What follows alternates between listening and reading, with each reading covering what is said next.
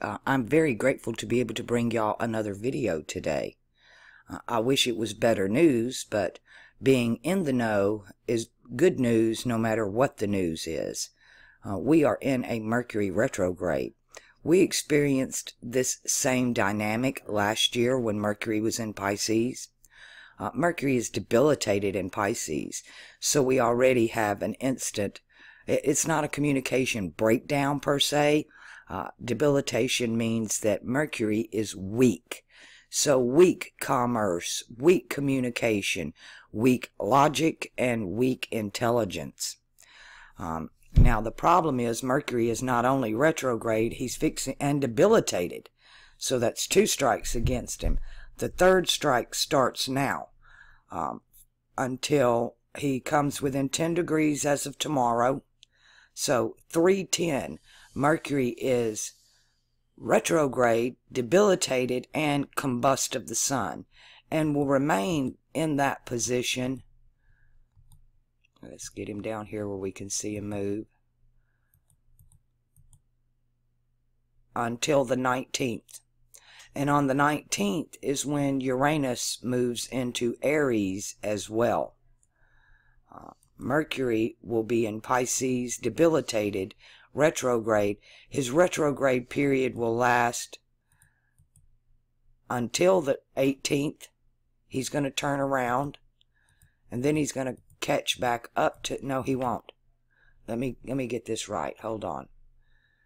Is he backwards yet? He turns around on the 28th, and he will remain... Let me get this right. He will remain in what they call the shadow period until the 19th, the 16th of April. He will remain in the shadow period, going over what the area he's already gone over. So heads up on Mercury. Make sure you have your spare tire ready. That you're prepared for a breakdown in your car. Don't sign any contracts whatsoever. Regardless, just keep putting them off until after this Mercury retrograde.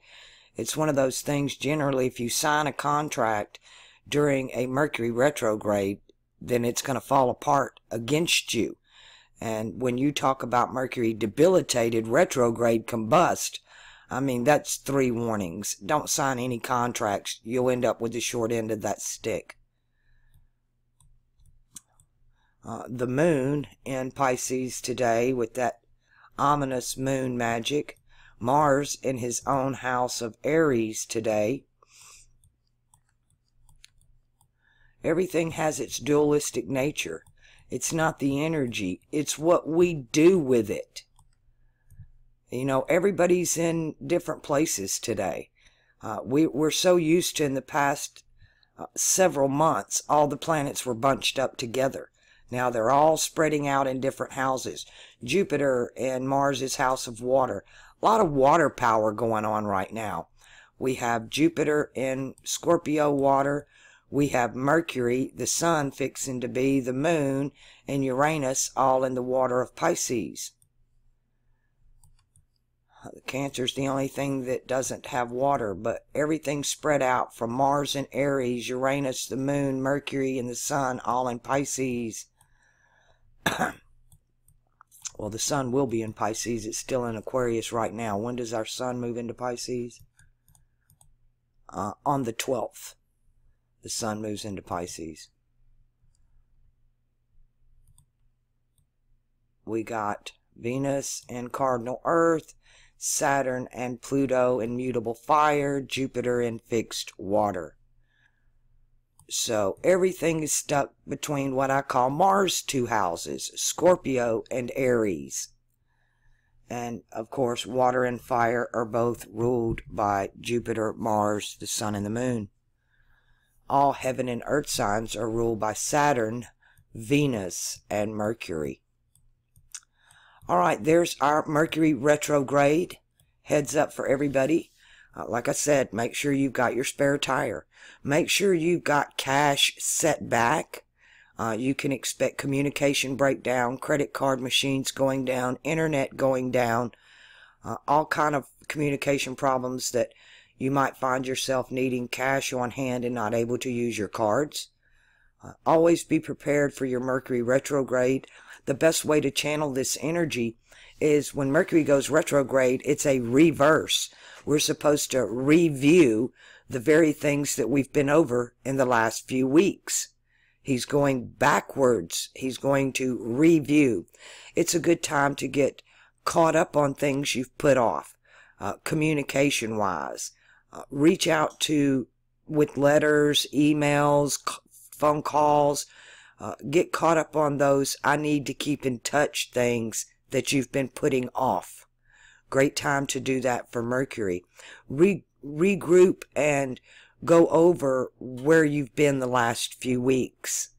And whatever you put off during that time, this would be a good time to finish a project or to pick up something you've laid down in the last few weeks and try again. Always review, reverse. He's going over older material. I look at that, all the planets really work that way. It's like Uranus being retrograde into Pisces. Uranus had already done its work in Pisces, and it was in Aries. But it retrograded back into Pisces to finish that work. Will remain here, what is today?